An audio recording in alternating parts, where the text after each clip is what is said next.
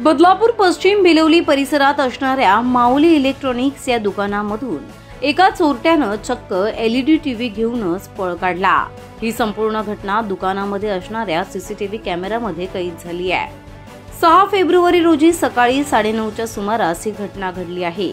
या अज्ञात चोरानं मला लग्नकामी भेट देण्याकरिता टीव्ही हवा आहे असं सांगून या दुकानात प्रवेश केला व त्यानंतर दुकानात असलेला दुकानदार कामात मग्न असताना या अज्ञात चोरट्यानं तेथून टीव्ही घेऊन पळ काढला।